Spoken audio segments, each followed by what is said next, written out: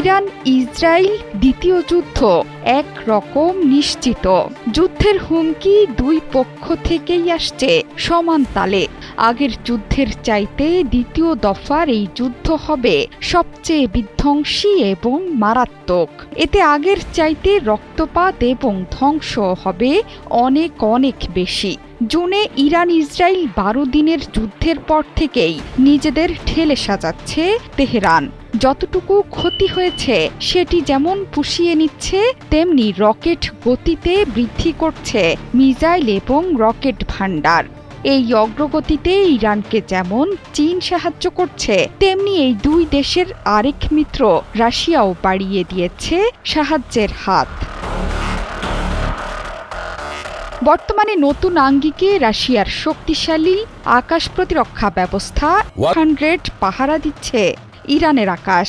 Satellite চিত্রের বরাত দিয়ে গণমাধ্যমগুলো বলছে 26 জুলাই ইস্পাহানের কাছাকাছি S-400-এর সফল পরীক্ষা চালিয়েছে তেহরান, যেখানে আগে ছিল S-300 আকাশ প্রতিরক্ষা ব্যবস্থা। ইরান ইসরায়েল যুদ্ধে এই প্রতিরক্ষা ব্যবস্থাটি ধ্বংস হয়ে গিয়েছিল, তার বদলে সেখানে বসেছে নতুন এই S-400। গণমাধ্যমগুলো বলছে রাশিয়ার কাছ থেকে এই মিসাইল প্রতিরক্ষা ব্যবস্থা পাওয়ার পর ইরান এখন আঞ্চলিক প্রতিরক্ষা শক্তি হিসেবে আরও শক্তিশালী হয়ে উঠেছে। শুধু রাশিয়াই নয়, চীনের কাছ থেকেও অত্যাধুনিক আকাশ প্রতিরক্ষা ব্যবস্থা পেয়েছে ইরান। যুদ্ধ শেষ হওয়ার পর ইরান যে কূটনৈতিক অভিযানে নেমেছিল সেটি যে সফল তা একরকম স্পষ্ট হয়ে উঠেছে সম্প্রতি চীন এবং রাশিয়ার তৎপরতায়। যুদ্ধের পরপরই রাশিয়া থেকে S-400 আকাশ প্রতিরক্ষা ব্যবস্থা কেনার চুক্তি করে তেহরান।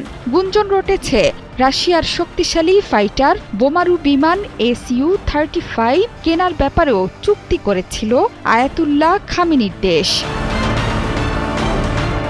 তবে আসন্ন যুদ্ধকে ঘিরে এখন সবার নজর S-400 আকাশ প্রতিরক্ষা ব্যবস্থার দিকে। গত বছর ইরানি প্রতিনিধি দলও পরিদর্শন করেছিল রুশ প্রতিরক্ষা কেন্দ্র, যেখানে S-400 সহ বিভিন্ন বিমান প্রতিরক্ষা ব্যবস্থার উৎপাদন পরীক্ষা করেছিল তারা। রাশিয়ার তৈরি S-400 মূলত কৌশলগত যুদ্ধ বিমান সহ বিভিন্ন সময়ে যে কোনো বিমান শনাক্ত এবং ধ্বংসের সক্ষমতার জন্য পরিচিত। গোয়েন্দা কর্মকর্তাদের মতে রাশিয়ার সঙ্গে ইরানের পারস্পরিক সহযোগিতার অংশ হিসেবে ইরান থেকে হাজার হাজার ড্রোন কেনার পাশাপাশি প্রায় $2 বিলিয়ন মূল্যের সামরিক সরঞ্জাম ক্রয় করতে সম্মত হয়েছে রাশিয়া। এর মধ্যে আছে অ্যান্টি ড্রোন সিস্টেম, যেগুলো ইউক্রেন যুদ্ধে ব্যবহার করবে রুশ সৈন্যরা।